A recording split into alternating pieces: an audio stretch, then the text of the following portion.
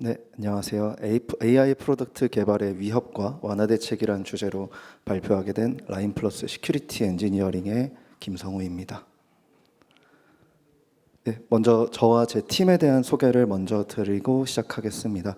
저는 2022년 11월에 라인에 조인했고 현재 한국 법인인 라인플러스에서 근무하고 있습니다. 주로 저는 보안에 AI를 도입하거나 AI를 위한 보안 연구들에 관심이 많습니다. 그리고 보안이 불편하고 어려운 것으로 여겨지지 않게 하기 위해서 적용하기 쉽고 쓰기 쉬운 보안을 항상 고민하고 있습니다. 저희 팀은 라인 야후 조직상에서는 Security Development 그리고 라인 플러스에서는 Security R&D라는 두 팀이 한 팀으로 일하고 있습니다. 주로 프로젝트 기획 단계에서 보안성을 점검하는 앱 Security Design Review, 탈옥된 기기나 변조된 앱에서의 악의적인 서비스 요청을 거부하는 그리고 막을 수 있는 디바이스 어테스테이션, 또 LYP 프리미엄 기능 중에 하나인 프리미엄 백업, 이 대외적으로 저희가 보안을 제공하는 대표적인 프로젝트들이고요. 또 코나와 라바 같은 프로젝트들도 위험 모델링을 자동화하거나 그 소스 코드 리뷰를 자동화하기 위해서 프로젝트를 진행하고 있습니다. 오늘의 아젠다입니다. 오늘 발표에서는 AI 제품을 개발할 때 어떤 문제들이 실제로 발생하고 있고 또 실제 발생했었는지 공유 드리려고 합니다. 먼저 케이스 스터디에서 케이스를 살펴보고 그 케이스들에서 얻을 수 있는 인사이트들을 얘기하고요. 오늘 공유 드리는 또 여러 가지 문제들을 안전하고 쉽게 해결할 수 있도록 하는 저희가 진행 중인 과제들에 대해서도 마지막에 공유 드리겠습니다. 네, 오늘 케이스를 총 5가지 공유 드리려고 합니다. 먼저 슬롭 스쿼팅부터 시작해서 대표적인 사례들을 소개해 드리겠습니다. 우리가 개발이나 환경 설정 같은 걸 진행할 때 옛날에는 구글을 많이 이용을 했는데요. 요즘은 AI에 물어보는 것도 아주 편리하게 잘 되어 있습니다. 왼쪽 사진을 먼저 보시면 유저가 허깅 페이스에 모델을 어떻게 올릴 수 있는지 질문하고 있습니다. 답변으로 AI가 여러 가지 방법들을 얘기하면서 마지막에 허깅 페이스 -CLI라는 패키지를 설치하라고 안내하고 있는데요. 실제로 오른쪽 위에처럼 설치를 해보면 없는 패키지라고 뜨고 설치가 되지 않습니다. 허깅 페이스 CLI를 이용하기 위해서는 아래에 보이는 것처럼 허깅 페이스 언더바 허브를 CLI라는 옵션을 붙여서 패키지를 설치하는 게 올바른 방법입니다. 이렇게 없는 패키지를 제한하는 거면은 보안적인 문제라기보다는 그냥 불편하고 별다른 문제가 없을 거라고 생각하기 쉽습니다. 이런 없는 패키지들을 이용해서 공격자들이 랜섬웨어나 또 정보 수집을 위한 악성 코드를 배포하는 데 사용할 수가 있습니다. 먼저 공격자가 일반 사용자들이 많이 질문할 법한 개발 관련한 또는 환경 설정 관련한 질문들을 준비합니다. AI 모델에다가 이런 여러 가지 질문들을 보내고 그 중에서 방금 본 것처럼 없는 패키지를 제한한 것들을 모아서 리스트를 준비합니다. 그 없는 패키지 이름별로 악성 코드가 포함된 패키지를 등록하고 또 기다립니다. 임의의 유저가 그 오른쪽에 이제 임의의 유저가 비슷한 질문을 AI한테 하고 일정한 확률로 공격자가 받았던 없는 패키지 이름을 제한받습니다. 이렇게 유저가 패키지를 설치하게 되면 실행을 하든 하지 않든 설치 스크립트에 의해서 임의의 악성 코드가 실행될 수 있습니다. 이렇게 패키지 설치 시에 할 수 있는 실수를 노리는 공격이 전 세계적으로 많기 때문에 보안업체나 연구원들이 패키지 레지스트리에 등록되어 있는 패키지들을 계속 다운로드 받고 분석하고 있습니다. 그래서 이 연구를 진행한 라소 시큐리티라는 회사에서는 허깅 페이스 CLI라는 이름으로 하나 등록해 놓고 그리고 아무 의미 없는 패키지 이름으로 블라블라라는 패키지 이름으로 등록해 놓고 3개월 동안 모니터링을 했습니다. 그렇게 했더니 보안 연구들을 등을 위해서 무조건 다운로드를 하는 케이스가 700건 정도, 맨 아래에 보이는 700건 정도 확인이 되었고요. 허깅 페이스 CLI라는 원래 존재하지 않는 패키지를 실제로 설치한 횟수가 3만 건 정도 발생했습니다. 물론 중복 건수도 있겠지만 허깅 페이스 CLI라는 패키지를 실제로 악성 코드를 넣어서 등록을 했다면 꽤 많은 시스템을 감염시킬 수 있었습니다. 이 똑같은 패키지 이름을 우리가 이름을 대면 알 법한 대기업, IT 대기업의 레포지터리에서도 이 패키지를 설치해야 된다라고 가이드하는 그런 것도 사례도 발견이 되었습니다. 그래서 이렇게 패키지 이름에서 실수가 발생하고 AI가 잘못 제안하는 거에서 발생하는 문제는 LLM이 발전하기 이전에도 주로 타이핑 실수를 노렸던 타이포 스쿼팅이라는 공격이 랜섬웨어 그룹에 의해서 활발하게 수행되고 있었습니다. 그래서 파이파이나 npm 같이 유명한 레지스트리에도 그럴듯해 보이는 이름으로 활발하게 악성 패키지를 배포하고 있습니다. 방금 케이스에서 봤듯이 AI가 제안하는 패키지나 코드가 항상 안전하지는 않다는 것을 알 수 있었습니다. 그래서 AI가 생성하는 코드에 악성 코드가 있는 경우도 있을 수 있지만 사실 그런 케이스는 많이 발생하기는 어렵습니다. 그런데 보안 취약점이 많이 존재하는 코드는 여전히 많이 생성하고 있습니다. 앞으로 AI도 더 발전을 해서 더 안전한 코드를 생성하고 또 검증된 패키지만 제안하도록 발전하겠지만 아직까지는 하나하나 검증해야 되는 것을 이번 사례로 알 수 있었습니다. 네, 두 번째로 vanna.ai라는 프레임워크에서 발생했던 취약점 사례입니다. 이 프레임워크는 유저가 먼저 자연어로 질문을 하면 그 질문을 SQL 쿼리로 변환해 줍니다. 그리고 그 쿼리의 실행 결과를 차트로 플로팅해 주는 기능도 갖고 있습니다. 네, 왼쪽 위에 보시는 것처럼 매출 상위 10명 고객을 알려달라고 자연어로 물어보면 그 자연어에 맞는 SQL 쿼리를 그 아래에 생성한 것을 볼 수 있고요. 디폴트로 플로틀리라는 프레임워크를 이용해서 차트를 생성합니다. 취약점은 이 플로틀리 차트를 생성하는 부분에서 발생했습니다. 플로틀리 코드를 생성하는 그 부분을 보면 중간쯤에 자연어로 생성된 SQL 쿼리를 집어넣는 부분이 있습니다. 프롬프트에다가 삽입하는 부분이 있는데요. 이렇게 이 프롬프트를 통해서 LLM이 생성해준 파이썬 코드를 오른쪽 아래에 보이는 것처럼 exec 함수를 이용해서 그대로 코드를 실행합니다.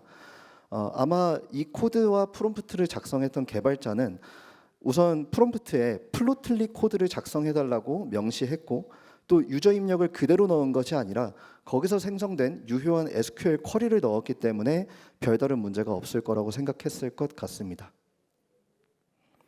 그런데 SQL에서도 셀렉트 문을 이용하면 그 뒤에 임의의 문자열을 아무렇게나 쓸 수 있습니다. LLM의 인풋으로 적절한 가드레일 없이 임의의 문자열을 유저가 넣을 수 있게 구조를 만들어 두면 프롬프트 인젝션이 여기서 발생할 수 있습니다. SQL 쿼리는 자연어로 생성하니까 자연어로 정확히 내가 어떤 쿼리를 원한다라고 지시할 수가 있는데요.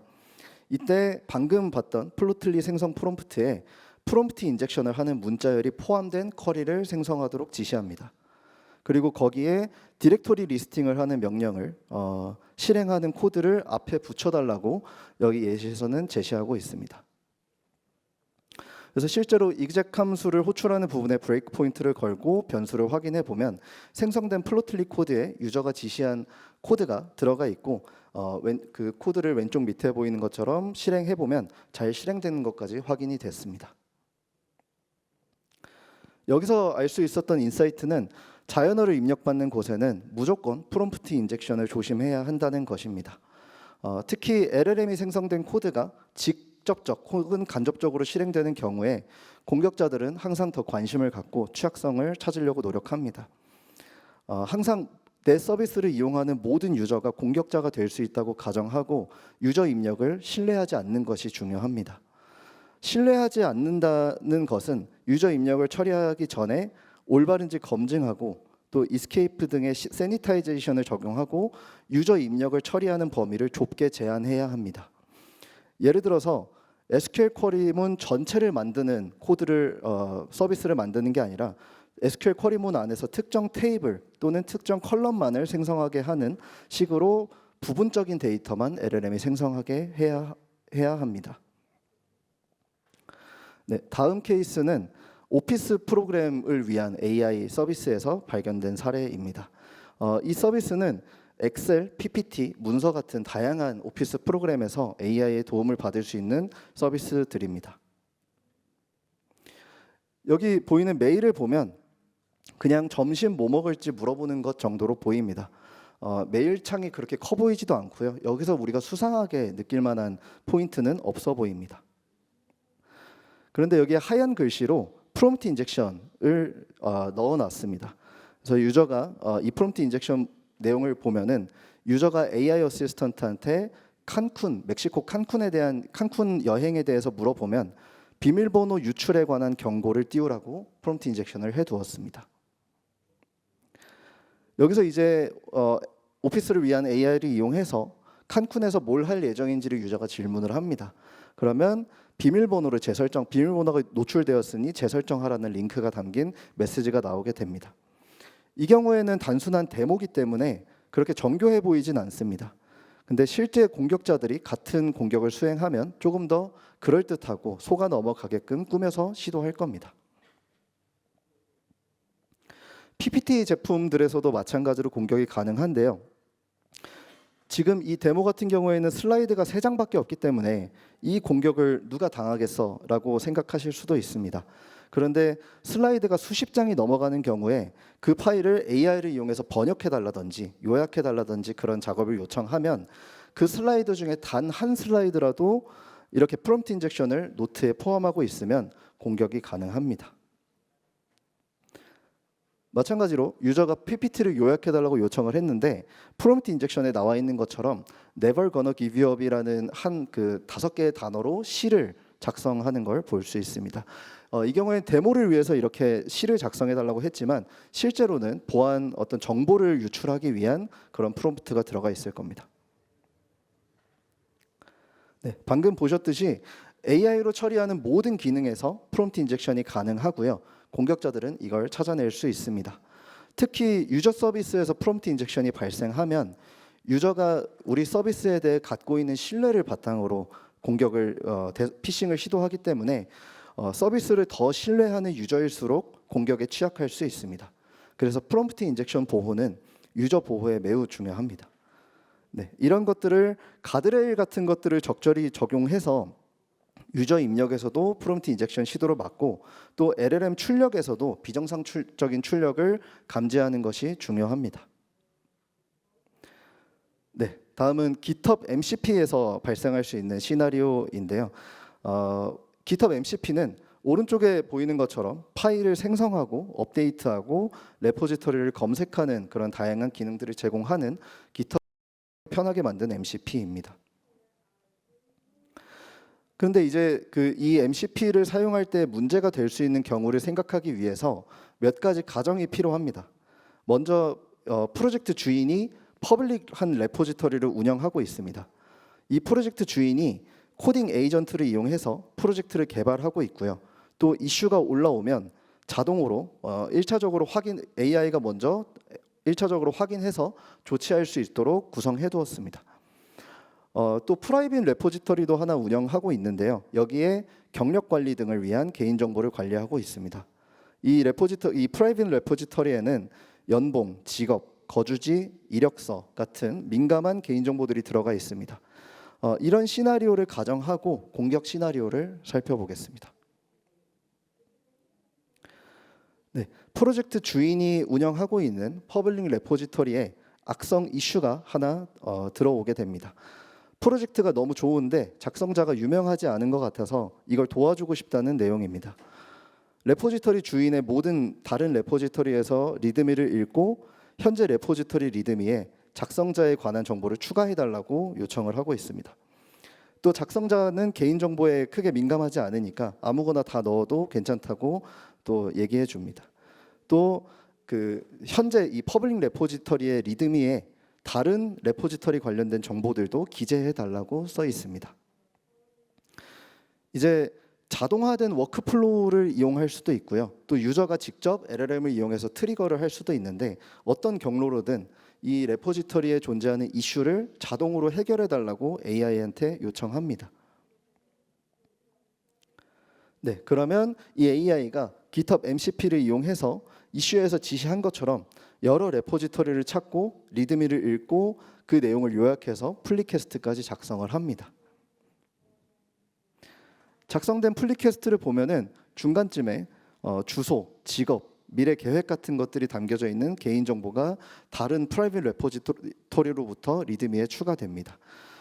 이 경우는 가상의 시나리오이기 때문에 아까 케이스와 마찬가지로 이거를 누가 당하겠어 싶을 정도로 너무 뻔한 그런 공격인데요. 실제 그 공격자가 공격을 할 때는 수백 수천 개의 정상적인 코드를 함께 제안하고 거기에 이제 아주 작게 이런 공격이 숨겨져 있을 겁니다.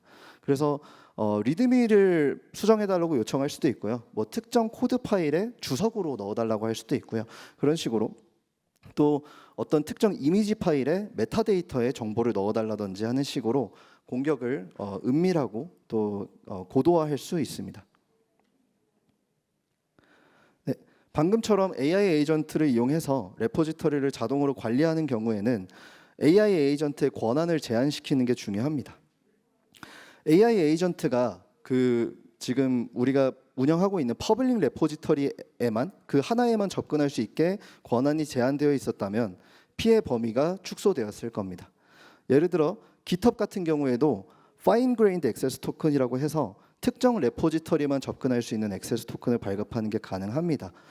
그래서 가능한 경우에는 이렇게 Fine Grained Permission으로 AI의 권한을 제한해야 됩니다. 네, 마지막 케이스인데요. Embedding Inversion이라는 그 기술입니다.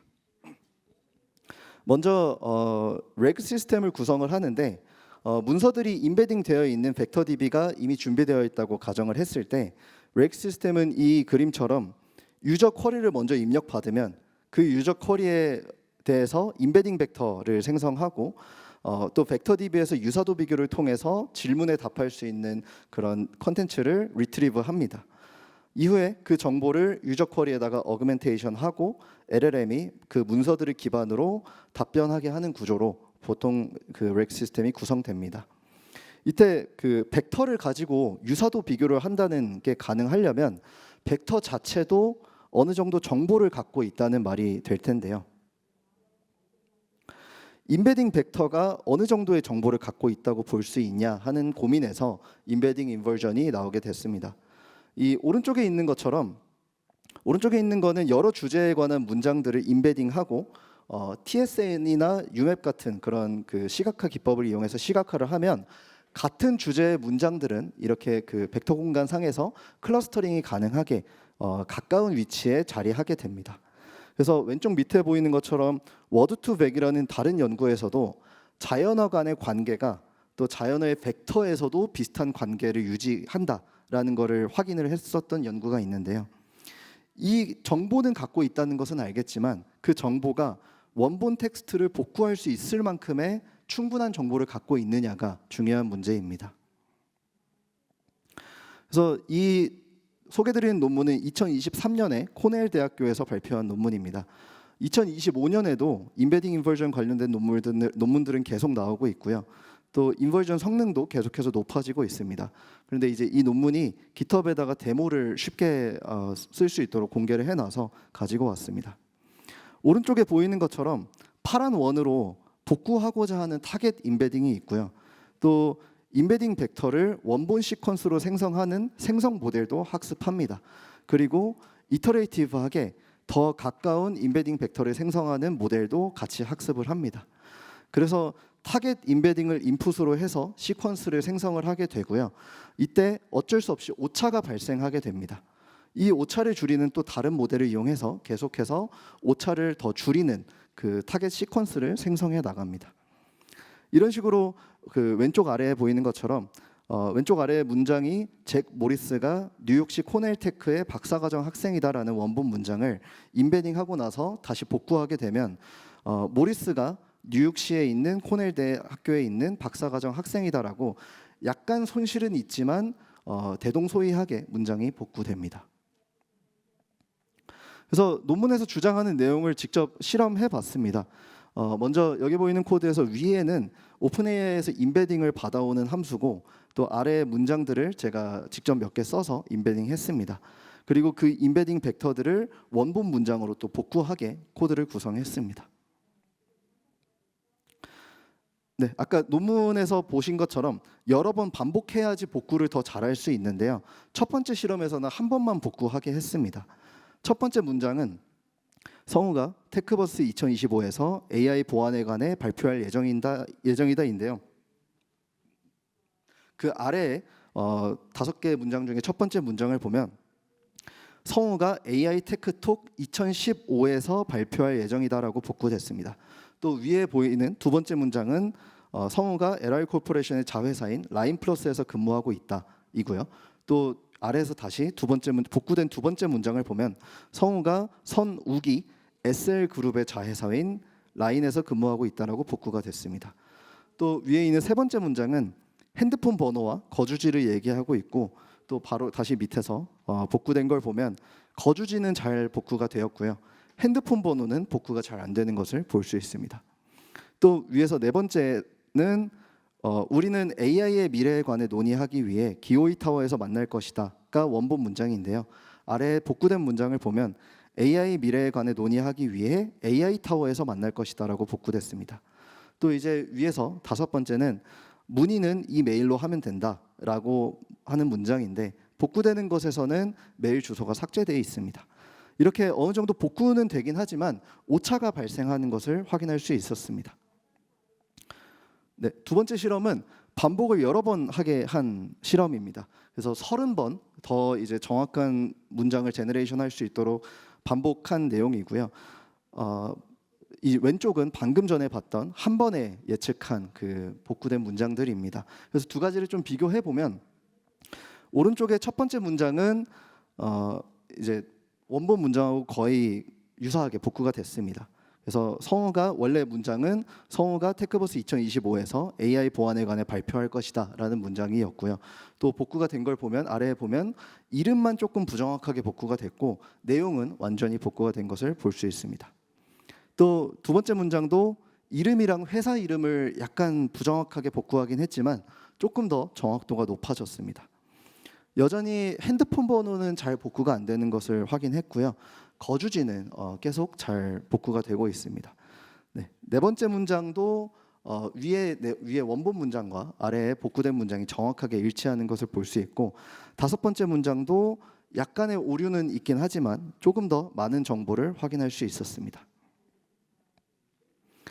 이 논문에서 더 다양하게 테스트를 해본 결과 32 토큰이 있는 문장 기준으로 92%의 정확도로 문장 복구에 성공했다고 합니다. 네, 우리가 쉽게 생각할 수 있는 거는 임베딩 벡터라는 거는 사실 수치의 나열일 뿐이기 때문에 원본 데이터의 정보량을 충분히 갖고 있지 못할 거라고 생각하기 쉽습니다. 그런데 꽤 많은 정보를 획득할 수 있었습니다. 그래서 개인정보와 같은 기밀 수준이 높은 데이터를 레그에서 이용할 때는 벡터 자체에 대해서도 그에 준하는 보호 조치가 필요합니다. 또 벡터 DB의 접근에 대해서 인증, 인가, 또 벡터 자체에 대한 암호화가 잘 제공되는 벡터 데이터베이스를 이용해야 합니다. 그래서 방금까지 이제 여러 가지 케이스를 소개해 드렸고요. 이제 파트 2에서는 저희 팀에서 AI 보안을 위해서 어떤 업무를 수행하고 있는지 소개해 드리겠습니다. 보안 조직 전체로 보면은 더 많은 과제가 빠르게 진행되고 있는데요. 시간 관계상 저희 팀이 지금 진행하고 있는 것들만 소개해 드리겠습니다. 네, 먼저 보안 검수입니다. 저희 팀에서 수행하는 ASDR에서는 제품의 설계상 결함을 확인하고 있습니다. 최대한 높은 보안 수준을 일정하게 적용할 수 있게 하기 위해서 위험 모델링을 통해서 놓치는 게 없도록 최대한 노력하고 있습니다. 그리고 시큐리티 어세스먼트는 구현이 완료된 코드에 대해서 리뷰하고 실제 해커들이 수행하는 공격 방식 그대로 프로젝트의 보안 결함을 찾아냅니다. 이 보안 검수들은 심즈라는 사내 플랫폼을 통해서 신청하실 수 있고요. 이 내용은 이제 프로덕트 매니지먼트 레귤레이션이나 프로덕트 릴리즈 체크리스트에서도 확인하실 수 있습니다. 네, 두 번째로 MCP 책인데요. 최근 사내에서 개발되고 있는 MCP 마켓플레이스 또 플레이그라운드의 보안을 위해서 개발된 프로젝트입니다. 현재 그 사내 깃에서 오픈 소스로 확인하실 수 있고요. 아래 보이는 것처럼 외부에서 유명한 MCP 마켓플레이스 중 하나인 스미더리에도 인바이런트 랩스사의 MCP 스캐너가 들어가 있는데요. 이 MCP 스캐너 같은 경우에는 인터넷으로 소스 코드를 보내야 하는 문제가 있어서 저희 내부 보안을 위해서 자체적으로 개발해서 제공하고 있습니다. 그래서 혹여나 악성 MCP를 실수로 업로드해서 사용하더라도 기술적으로 탐지할 수 있게끔 개발해서 제공하고 있습니다. 네, 그리고 저희 팀에서는 오늘 공유드린 것 같은 여러 케이스들을 조사하고 또 최신 연구들을 캐치업해서 보안 가이드라인을 작성하고 배포하는 일도 진행하고 있습니다. 최근 AI 제품 개발과 관련된 리스크를 오늘은 이제 건 바이 건으로 케이스 바이 케이스로 스터디를 보여드렸지만 이걸 조금 더 포괄적으로 그리고 원칙에 준해서 정리한 그런 가이드라인, 그 AI 제품 개발 보안 가이드라인을 최근에 작성해서 이제 배포를 앞두고 있고요. 또 이것 외에도 여러 가지 보안 가이드라인들을 제공하고 있습니다. 그래서 가이드라인을 보시다 보면은 사실 가장 높은 보안 수준을 요구하기 위해서 작성이 되기 때문에 몇 가지 이제 현실적인 개발팀에서 맞이하는 문제들이 반영되었으면 좋겠는 부분들이 있을 수 있습니다. 그래서 그런 것들을 피드백해 주시면 꼭 저희가 반영할 수 있도록 노력하겠습니다. 그래서 더 현실적이고 합리적인 가이드라인을 항상 만들려고 노력하고 있습니다. 네, 오늘 발표 중에 특히 이제 프롬프트 인젝션이 실제 임팩트를 어떻게 내는가에 대해서 많이 말씀을 드렸는데요. 그 중에 이제 특히 프롬프트 인젝션을 막기 위해서 가드레일을 도입하는 게 필요하다고 말씀을 드렸습니다. 지금 이 가드레일을 어떻게 제공할지는 아직 팀에서 연구가 진행 중에 있는데 프로젝트에 가드레일을 빠르게 도입해야 될 필요가 있다면 저희 팀에 문의 주시면 안전하게 도입될 수 있도록 도와드리겠습니다. 네, 다음은 또 안전한 벡터 DB를 정의하고 제공하는 것도 마찬가지로 저희 팀에서 연구 중에 있습니다. 특히 개인정보를 다루는 렉 시스템의 경우에는 원본 데이터와 임베딩 벡터를 모두 잘 보호하는 게 중요합니다. 그래서 저희 팀에 상담 주시면 같이 좋은 해결책을 찾을 수 있도록 노력하겠습니다. 네, 이상 발표 마치겠습니다. 감사합니다.